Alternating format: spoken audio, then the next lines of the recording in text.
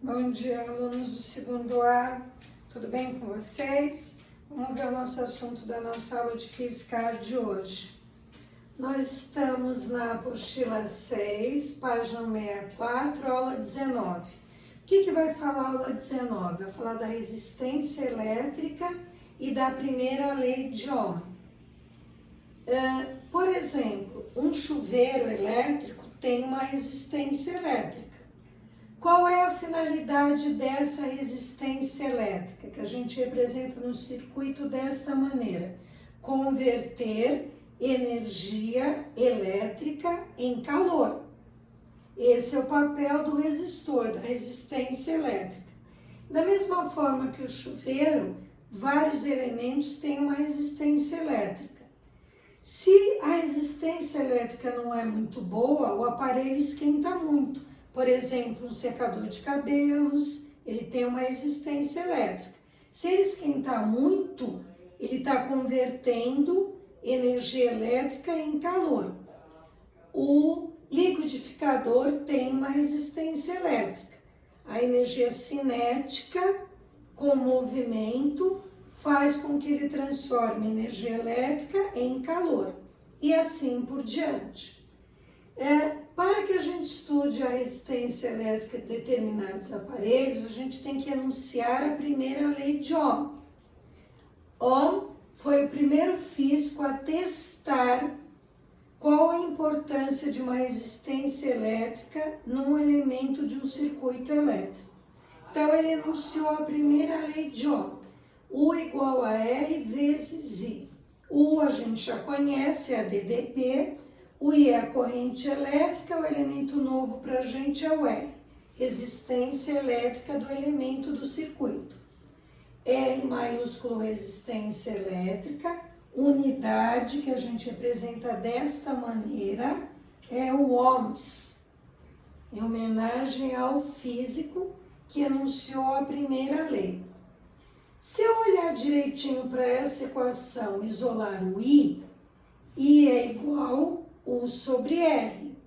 Para que a gente vai isolar esse elemento aqui? Para a gente definir novas equações de potência elétrica.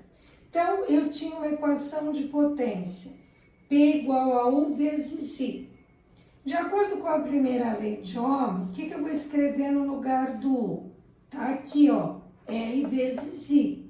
No lugar do U, R vezes I. Multiplicado por esse I. Tenho mais uma equação de potência elétrica, R I ao quadrado. Potência dissipada, tenho resistor, perdeu potência, potência dissipada. De novo, P igual a U vezes I. Quem que eu vou substituir agora? Eu vou substituir o I. De novo, a equação da potência. P igual a U vezes I. O que eu vou substituir agora? Eu vou substituir o I, que eu isolei aqui em cima, O que eu vou escrever no lugar do I? U sobre R. Então, eu vou ter uma outra equação de potência elétrica. P igual U ao quadrado sobre R. Sempre que tiver o R na equaçãozinha da potência, é potência dissipada. Potência que o elemento está perdendo para o meio. Aí a gente tem o exercício 1. O que é um bom resistor? Mantém constante a sua resistência elétrica. Esse é um bom resistor. É denominado resistor ôhmico. Aí o primeiro exercício, a gente tem um gráfico. E tem 3 afirmações. A gente vai ver quais as afirmações que são verdadeiras ou falsas. Então, a primeira diz, a resistência do filamento é a mesma para qualquer valor de tensão. Então, vamos ver se é. Do gráfico eu tirei que quando a corrente vale 0,2, o U vale 4. Da equaçãozinha, isolando R, é igual a U sobre I. Para uma tensão de 4, corrente 0,2. Quanto que eu vou achar para a resistência? 20 ohms. Do gráfico, quando a corrente é 0,3, a DDP é 9. R igual a U sobre I. Para uma DDP de 9, corrente 0,3. Quanto que deu a resistência elétrica? 30 ohms. Aí o primeiro dizia assim, a resistência do filamento é constante. Não, não é constante. Aqui deu 20 e aqui deu 30. Falso. Pelo gráfico, eu já saberia que não é constante, porque para ser constante, a proporção tem que ser a mesma. E para que a proporção seja a mesma, o gráfico deveria ser uma reta. E não é uma reta, é uma curva. Então, a gente testou os valores e viu que a resistência não é a mesma. Falso. Aí, afirmação 2. A resistência do filamento diminui com o aumento da corrente. Vamos testar. Para uma corrente de 0,2, a resistência deu 20, aqui em cima. Para uma corrente de 0,3, a resistência deu 30. E está escrito assim, a resistência diminui quando a corrente aumenta. Não, a resistência aumenta quando a corrente aumenta. Falso também. Aí a 3, a potência aumenta com o aumento da tensão. Vamos testar. P igual a U vezes I. Quando U é 4, tirando do gráfico, a potência deu 0,8, porque eu sei que para uma DDP de 4 a corrente é 0,2. Para o U de 4 volts, a potência deu 0,8 watts. Para U de 9, eu sei também que a corrente é 0,3, a potência deu 2,7. Aí está escrito assim, ó, a potência aumenta quando a tensão aumenta, tá certo? A potência aumentou quando a tensão, que é o U, aumentou. Alternativa C, está correta somente a afirmação 3.